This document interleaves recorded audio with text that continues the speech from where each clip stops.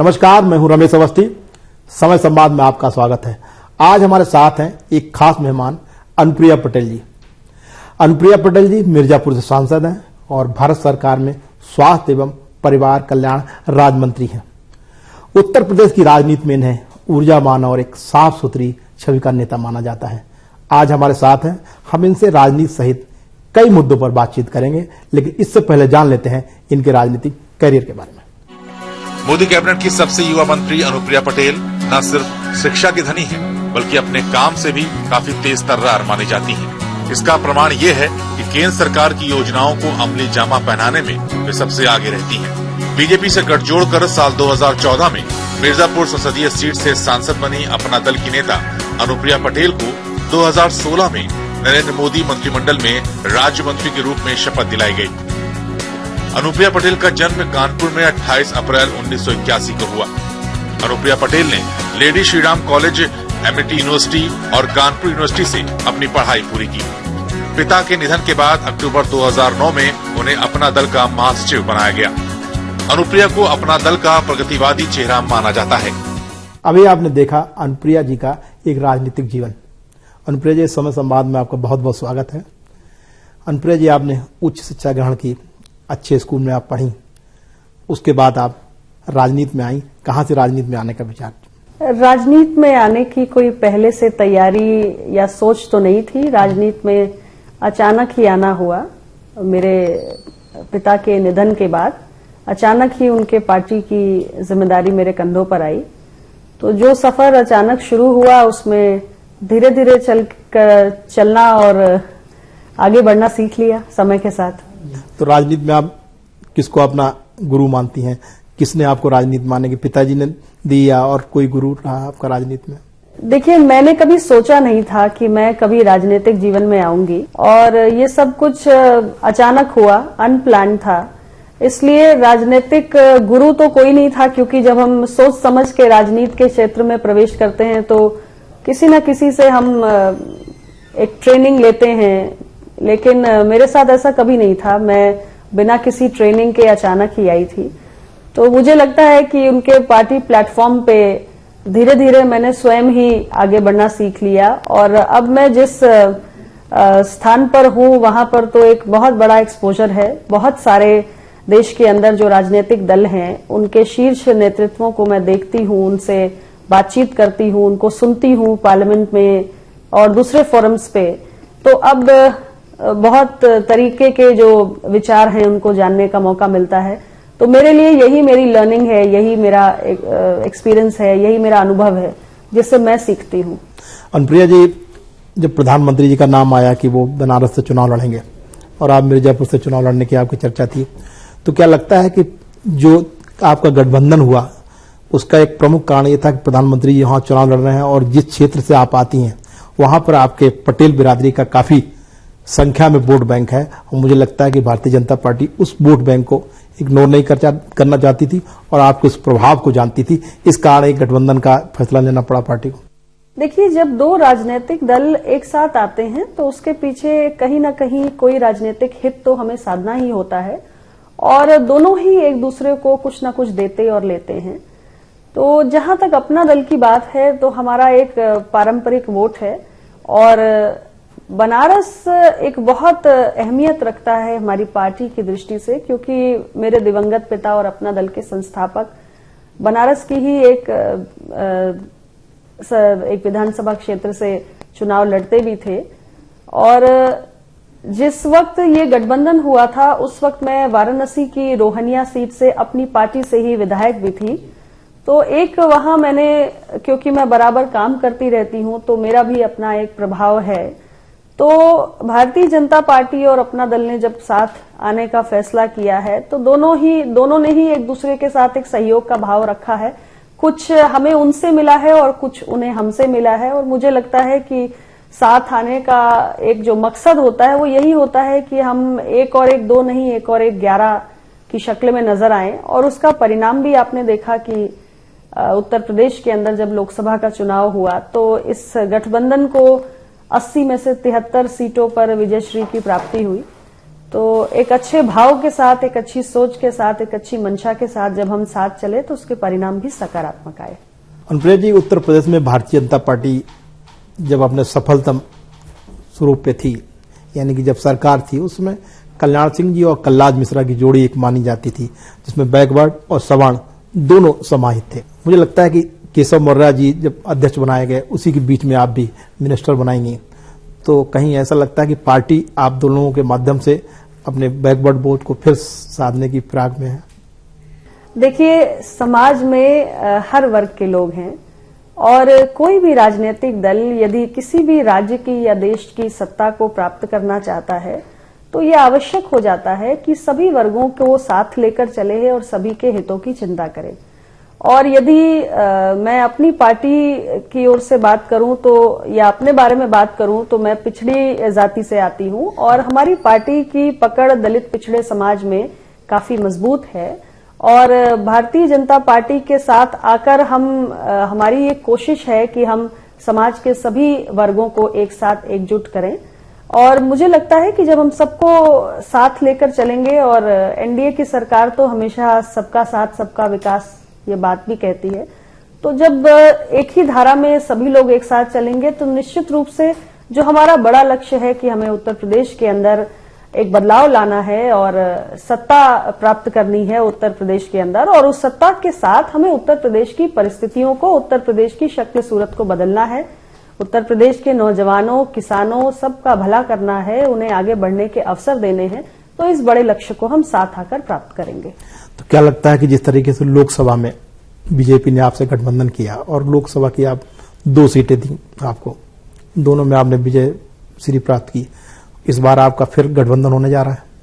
गठबंधन तो हमारा 2014 के लोकसभा चुनाव में हुआ था और तब से हमारा रिश्ता बरकरार है और भी ज्यादा समय के साथ मजबूत हुआ है। दोनों दलों के कार्यकर्ता एक दूसरे के साथ एक बहुत अच्छा सामंजस्य स्थापित कर चुके हैं, एक दूसरे से जुड़ चुके हैं और जानते हैं कि हमें मिलकर ही उत्तर प्रदेश के 2017 के चुनाव में जाना है। बस उसकी एक औपचारिक घोषणा होनी थी, वो भी पिछले वर्ष 2 जुलाई को हमारी पार्टी की रैली हुई थी, यानी हमारे संस्थापक यशाकाई डॉक्टर सोनीलाल पटेल साहब की जन्म जयंती के अवसर पर एक बहुत विशाल रैली हुई थी। तो उसकी औपचारिक घोषणा उस कार्यक्रम में बतौर मुख्य अतिथि के रूप में पधार कर भारतीय जनता पार्टी के राष्ट्रीय अध्यक्ष आदरणीय श्री अमित शाह जी ने स्वयं की थी। अनुप्रिया जी, गठबंधन की बात अभी हो रही है, और तो हम कब तक माने कि ये गठबंधन आपका कब तक हो जाएगा? क्योंकि पार्टी भी जानती है, यानी कि बीजेपी जानती है कि जिस तरीके से एक वर्ग विशेष में, यानी कि पटेल बिरादरी में जो आपका एक चेहरा है, आपका अपना व्यक्तित्व है, तो निश्चित रूप से उत्तर प्रदेश की राजनीति में काफी प्रभावित करने वाला व्यक्तित्व है। तो कब तक इंतजार करे कार्यकर्ता? देखिए, बातचीत चल रही है, शीर्ष नेतृत्व से बातचीत चल रही है और बातचीत बहुत सकारात्मक दिशा में चल रही है और बहुत ही जल्द हम अपने सीटों का जो बंटवारा है उसको फाइनल भी कर लेंगे। हमारे कार्यकर्ता दोनों दलों के तैयार हैं। हमारा बड़ा उद्देश्य है कि हमको मिलकर चुनाव लड़ना है, जीतना है, उत्तर प्रदेश के अंदर सरकार बनानी है और उत्तर प्रदेश को सपा बसपा मुक्त करना है और उसको हम मिलकर प्राप्त करेंगे। ऐसा माना जा रहा है कि जितनी सीटें आप मांग रही हैं उतनी सीटों पे भारतीय जनता पार्टी राजी नहीं। देखिए, क्या है कि कभी भी राजनीति में अगर आप इतिहास के पन्ने पलटकर भी देखें तो जब एक राष्ट्रीय दल और एक क्षेत्रीय दल का आपस में समझौता होता है, तो जब सीटों के बंटवारे का दौर चलता है तो उस कालखंड में आप ये माने कि अफवाहों का और भ्रामक बातों का एक बड़ा तेजी से प्रचार प्रसार होता है और इस काम में जो तमाम राजनीतिक दल होते हैं, जो विरोधी दल होते हैं, जिनको लगता है कि अगर ये 2 साथ आ गए तो एक बहुत फॉर्मिडेबल कॉम्बिनेशन बन जाएगा, तो ऐसे लोग इस प्रकार के दुष्प्रचार को ज्यादा करते हैं। मैंने जैसा कि आपसे कहा कि दोनों दलों के बीच में एक बहुत भरोसे, विश्वास का संबंध है, मधुरता का संबंध है। हम एक दूसरे के प्रति एक स्वीकारता का भाव रखते हैं और एक दूसरे को स्पेस देने के लिए तैयार हैं। तो इसलिए हमारी बातचीत बहुत सकारात्मक दिशा में चल रही है। अनुप्रिया जी, हमारी बातचीत का सिलसिला आपसे जारी रहेगा। यहाँ पर लेते हैं हम छोटा सा ब्रेक के बाद फिर हाजिर होते हैं।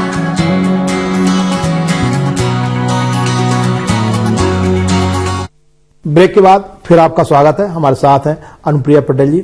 अनुप्रिया पटेल जी, आज जैसा कि मुझे पता चला कि आपने एक प्रस्ताव दिया है अपने माता जी को कि आप पार्टी की अध्यक्ष बन जाएं और जो आपकी बहन है उनको पार्टी के कार्यकाल से विरत रखें। क्या ऐसा कोई प्रस्ताव दिया गया आपकी तरफ?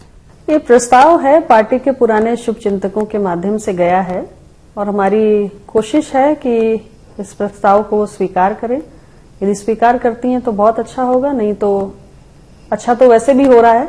अपना दल और भारतीय जनता पार्टी जिस तेजी से उत्तर प्रदेश में सफलता की ओर बढ़ रहे हैं, हमें पूरा विश्वास है कि हम आने वाले वक्त में बहुत बड़ा परिवर्तन करेंगे। तो आपने रोहनिया से उनको लड़ने का प्रस्ताव दिया? रोहनिया से दिया है और बाकी अगर कहीं और से भी लड़ना चाहेंगे तो लड़ सकते हैं, उसमें कोई समस्या नहीं है। हमारी कोशिश है, कोशिश में सफलता मिल जाती है तो बहुत अच्छा है। आपके पिताजी काफी बड़े नेता थे, आपके विशेषकर आपके वर्ग के बड़े नेता थे। फर्रुखाबाद से लेके कानपुर, उन्नाव और इलाहाबाद तक उनका प्रभाव था, लेकिन विशेषकर कानपुर में उनका काफी प्रभाव था। तो कानपुर में कुछ आपने ऐसा किया जिससे लगे कि पिताजी ने राजनीति का जो किया है उसका लड़की पूरा कर रही है? कानपुर मेरी जन्मभूमि है, वहीं पली बड़ी हूं मैं। और कानपुर की धरती पर ही बिल्हौर के खजुरी खुर्द गांव में एक हमारे ही समाज की एक बहुत महान शख्सियत का जन्म हुआ था, दिवंगत डॉक्टर गया प्रसाद कटियार साहब, जिन्होंने भगत सिंह जी के सहयोगी के रूप में अंग्रेजों के खिलाफ स्वाधीनता की लड़ाई लड़ी थी और इसलिए उन्हें काला पानी की भी सजा भुगतनी पड़ी थी। तो ऐसे महान शख्सियत का जब मैं पोर्ट ब्लेयर की सेल्यूलर जेल में गई थी तो मैंने देखा था कि वहां उनका नाम, उनका फोटो लगा हुआ था और मैंने सोचा कि मैं जिस धरती की बेटी हूं वहीं इनका जन्म हुआ और देश की आजादी की जंग में इन्होंने काला पानी की सजा काटी, तो उनके लिए कुछ करना चाहिए। और मुझे खुशी है ये बताते हुए कि हमारी सरकार में उनके नाम से एक डाक टिकट जारी किया गया, एक विशेष आवरण जारी किया गया है। तो एक तरीके से उनको ये श्रद्धांजलि दी गई है। दूसरे मंत्रालय का काम है, लेकिन मेरे अपने मंत्रालय से, भारत सरकार के स्वास्थ्य एवं परिवार कल्याण मंत्रालय से, कानपुर के अंदर जो हमारा मेडिकल कॉलेज है उसमें हम सुपर स्पेशलिटी ब्लॉक भी बनाने जा रहे हैं। 70 सुपर स्पेशलिटी ब्लॉक्स हमें बनाने हैं, तो उसमें से एक सुपर स्पेशलिटी ब्लॉक कानपुर के मेडिकल कॉलेज में हमारे मंत्रालय द्वारा बनाया है। और केंद्र सरकार के मंत्रियों की अगर बातचीत की जाए तो उनमें सबसे युवा मंत्री हैं आप, जबकि और जो मंत्री हैं उनका 2 दशक का राजनीतिक जीवन है। तो कहीं आपको कार्य करने में कोई दिक्कत तो नहीं होती? देखिए, जब हम नए होते हैं, अनुभव का अभाव होता है, शुरुआत में थोड़ी सी समस्या तो आती है, लेकिन मुझे लगता है कि फिर आप धीरे धीरे सीख लेते हैं। मैं राजनीति में ही नई थी, अचानक आई थी, उसमें भी बिना तैयारी के आई थी।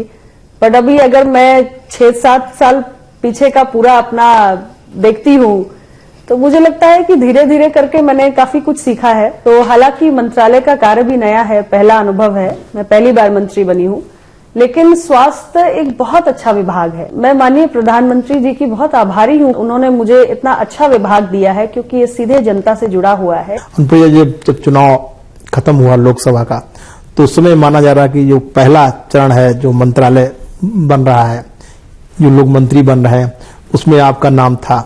अचानक आपका नाम जब डिक्लेयर हुआ तो आपका नाम नहीं था, तो कहाँ देरी हुई कि जो आपको इतना इंतजार करना पड़ा? अभी उन सब बातों पे चर्चा करने का कोई मतलब तो है नहीं। आज मैं माननीय प्रधानमंत्री जी की सरकार में सबसे कम उम्र की मंत्री हूँ, तो मुझे लगता है कि हर चीज अपने समय से, अपने वक्त से होती है और शायद यही उचित समय था। और मुझे बहुत खुशी है, माननीय प्रधानमंत्री जी की बहुत आभारी हूँ कि उन्होंने मुझे इतने कम उम्र में इतनी बड़ी जिम्मेदारी दी है, इतना बड़ा दायित्व दिया है और मेरी पूरी कोशिश होगी कि मैं इसके साथ न्याय करूं। अनुप्रिया, ये भी आप उत्तर प्रदेश की राजनीति में काफी मेहनत कर रही हैं, तो क्या माने कि ये मेहनत अपना दल के लिए कर रही हैं या भारतीय जनता पार्टी के लिए कर रही हैं? अपना दल और भारतीय जनता पार्टी का गठबंधन है और मैंने आपसे कहा कि दोनों पार्टियों का रिश्ता बहुत मजबूत हुआ है पिछले इन 2.5 वर्षों में। तो मेरा जो परिश्रम है या मेरे कार्यकर्ताओं का जो परिश्रम है वो इस गठबंधन को मजबूत करने के लिए है। अनुप्रिया जी, जिस तरीके से नोटबंदी का निर्णय प्रधानमंत्री जी ने लिया और आप गांव गरीब की भी राजनीति करती रही हैं, आपके पिताजी भी करते रहे, इससे क्या आपको नहीं लगता कि जो वहां का किसान है, गरीब व्यक्ति है, वो नोटबंदी से प्रभावित हुआ? देखिए, जब देश में एक बहुत बड़ा परिवर्तन होगा, एक क्रांतिकारी परिवर्तन होगा, तो उस परिवर्तन से, उस बदलाव से हम सबका जीवन प्रभावित होता है। मैं आपको ये कहना चाहूंगी कि एक देश है क्यूबा। क्यूबा के अंदर, क्यूबा एक बहुत गरीब देश था और उसमें एक महान नेता के रूप में फिडेल कैस्ट्रो जी ने बहुत संघर्ष किया।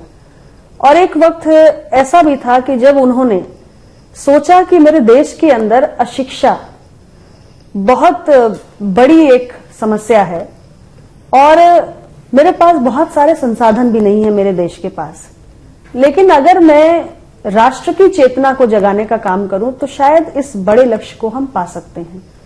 और इसकी उन्होंने शुरुआत की और क्यूबा के अंदर लिटरेसी रेट काफी तेजी से बढ़ा। मेरा मानना है कि माननीय प्रधानमंत्री जी ने ठीक उसी प्रकार से देश के अंदर भ्रष्टाचार और काले धन की एक समानांतर अर्थव्यवस्था एक बहुत बड़ी समस्या है, बहुत बड़ी चुनौती है। और इस चुनौती से सिर्फ हम एक सरकारी योजना या देश के बहुत बड़े संसाधन, सिर्फ इससे निपट नहीं सकते। हमें देश के एक एक नागरिक के अंदर जो एक राष्ट्र प्रेम का भाव है, राष्ट्र समर्पण का भाव है, जो भारतीयों के अंदर होता ही है, उसे फिर से उसमें एक चिंगारी लगाने की आवश्यकता है। क्योंकि जिस दिन देश तैयार हो जाएगा उस दिन हम इस समस्या से निदान पाएंगे। क्योंकि आतंकवाद, नक्सलवाद, माओवाद, हवाला का कारोबार, अवैध हथियारों का कारोबार, मानव तस्करी का कारोबार, जाली नोटों का कारोबार, सब कुछ चल रहा है देश में और ये हमारे जीवन को प्रभावित कर रहा है। तो अगर हमें इस पूरे तंत्र को खत्म करना है तो हमें कड़ा फैसला करना पड़ेगा और वो कड़ा फैसला प्रधानमंत्री श्री नरेंद्र मोदी जी ने किया। एक बहुत साहसिक फैसला किया और जनता ने भी उनका साथ दिया। अनुप्रिया जी, देश हो या प्रदेश हो, हमेशा महिलाओं की सुरक्षा की बात उठती रही है। आप उत्तर प्रदेश से हैं, क्या आपको लगता है कि उत्तर प्रदेश में महिलाएं सुरक्षित हैं या महिलाओं के लिए वो काम किए हैं सरकार ने जिससे महिलाएं सुरक्षित रह सकें?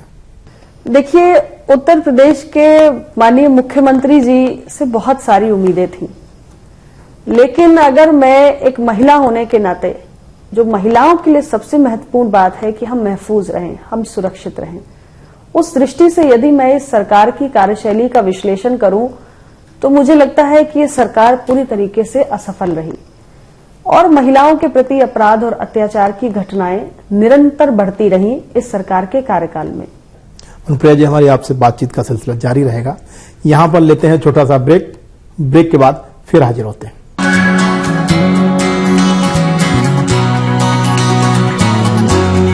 ब्रेक के बाद फिर आपका स्वागत है। हमारे साथ हैं अनुप्रिया पटेल जी।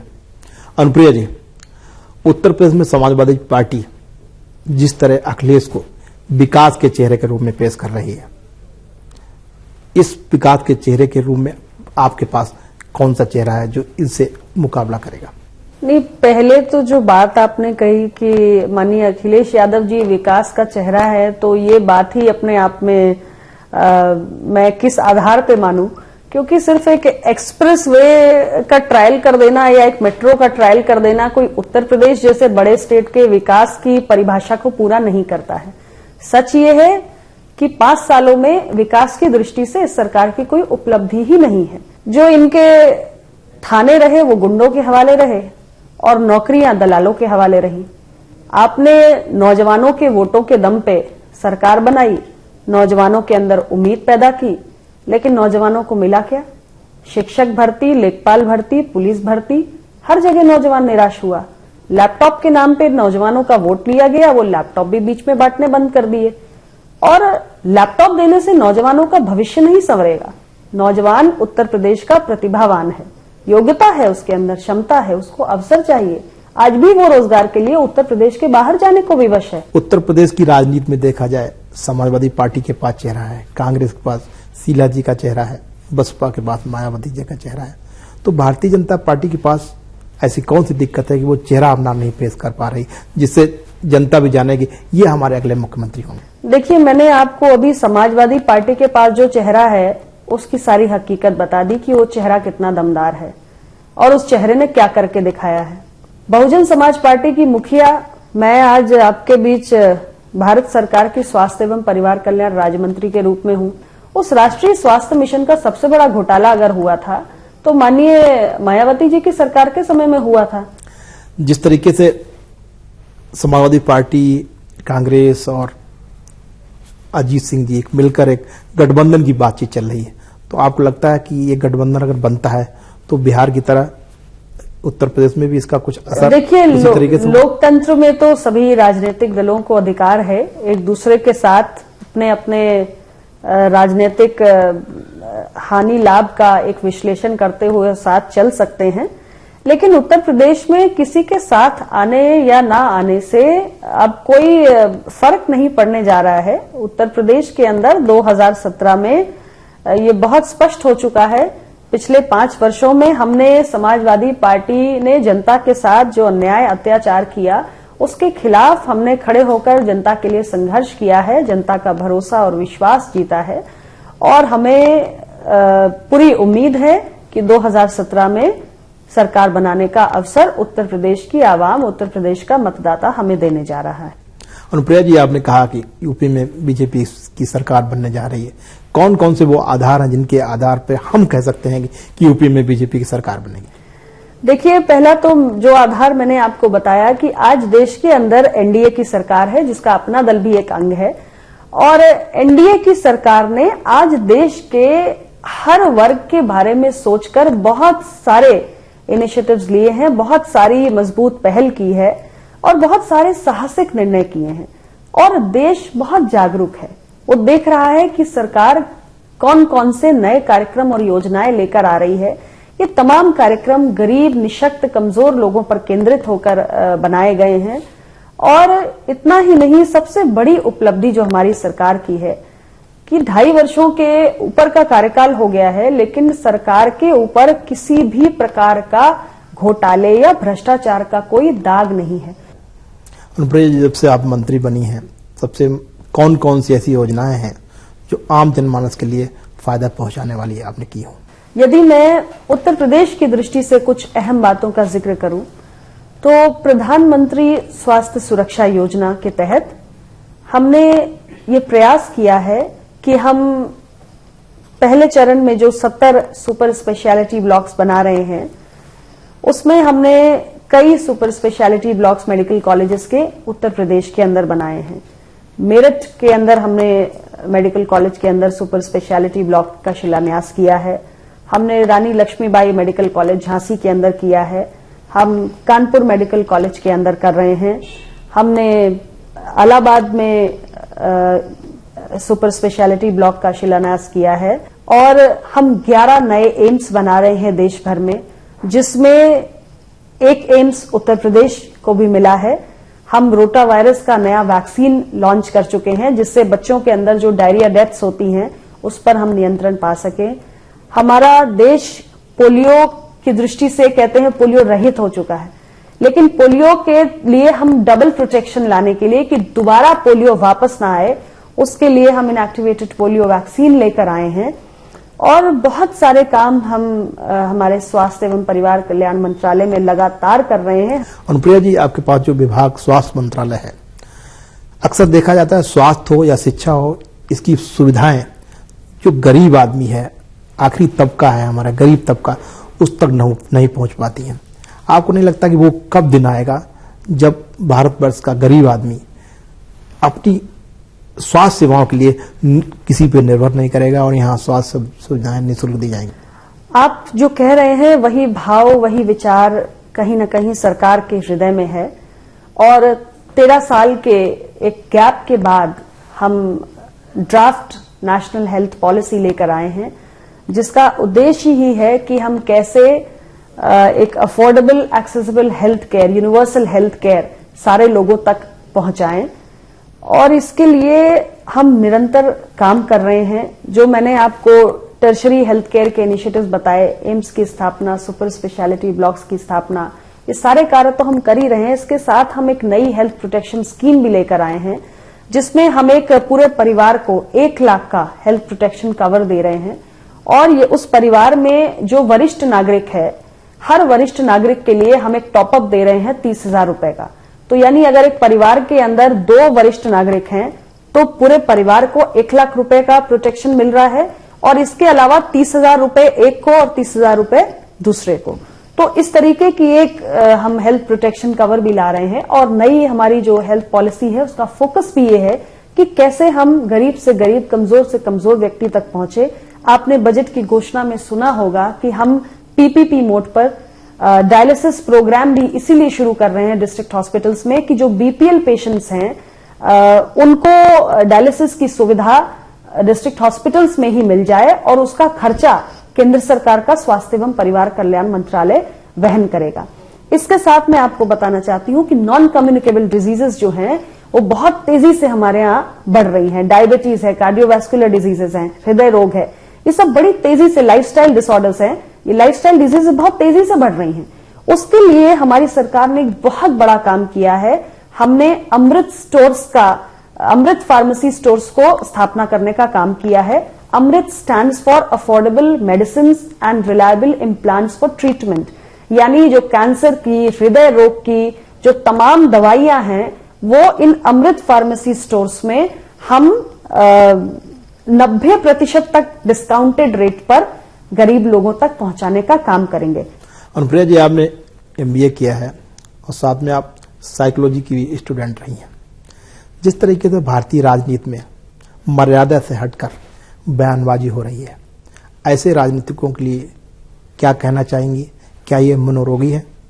अगर मनोरोगी हैं तो इनके लिए इलाज क्या है? देखिए, मैं इतना ही समझती हूं कि जैसे हर प्रोफेशन की अपनी एक मर्यादा होती है, वैसे राजनीति की भी अपनी एक मर्यादा है। और राजनीति विशेष रूप से एक प्रोफेशन नहीं है बल्कि एक सर्विस है। ये कोई गेम नहीं है, ये एक बहुत बड़ी अपॉर्चुनिटी है जिसके जरिए हम राष्ट्र के लिए, समाज के लिए कुछ कर सकते हैं। एक बहुत सीरियस चीज है, बहुत गंभीर है। ऐसे में जो भी लोग इस क्षेत्र में हैं उन्हें हमेशा इस बात को ध्यान में रखने की आवश्यकता है कि हमारे किसी भी व्यक्ति से जो दूसरे राजनीतिक दल का है उससे जो मतभेद होते हैं वो व्यक्तिगत नहीं होते हैं बल्कि वैचारिक होते हैं। आपकी उच्च शिक्षा हुई, एक अच्छे परिवार में आप थी, एक अच्छा राजनीतिक घराना भी था, तो आप मुझे बताइए, दर्शकों को भी बताइए कि आपकी राजनीति में ऐसा कोई लम्हा जिसने आपको बहुत प्रसन्न किया हो और ऐसा कोई लम्हा जिसने आपको बड़ा दुख पहुंचाया हो। राजनीति में सबसे अच्छा लम्हा अगर मैं कहूं तो जब मैं पहली बार चुनाव जीती थी तो सब लोग, मीडिया से लेकर हर जगह जनता के बीच में सब लोग एक ही बात कह रहे थे, सोनेलाल पटेल साहब की बेटी चुनाव जीत गई। तो मैं बहुत खुश हुई थी। मुझे लगता है कि जब उनके नाम लेकर ये बात कही जा रही थी तो मैं ऐसा महसूस कर रही थी कि वो हैं और वो चुनाव जीते हैं, एक बेटी के रूप में भी और उनकी पार्टी की नेता के रूप में भी। बहुत मुझे खुशी हुई थी। और आज भी जब मैं कहीं भी किसी मुकाम को हासिल करती हूं और जब मेरे साथ उनका नाम जोड़कर लिया जाता है तो मुझे लगता है कि शायद उन्हें इसी बहाने श्रद्धांजलि मिल रही है, क्योंकि ये सब उनके जीवन भर की पूंजी है, उनके जीवन भर का परिश्रम है, संघर्ष है। हमारे कार्यक्रम में समय देने के लिए बहुत बहुत धन्यवाद। ये थी अनुप्रिया पटेल जी। अनुप्रिया पटेल जी का मानना है कि इस बार उत्तर प्रदेश में भारतीय जनता पार्टी और अपना दल की सरकार बनेगी और सरकार बनने की स्थिति में उनकी सबसे बड़ी प्राथमिकता महिलाओं की सुरक्षा की होगी। आज इस कार्यक्रम में इतना ही। आगे की खबरों के लिए देखते रहिए समय यूपी उत्तराखंड। सहारा बढ़ाओ।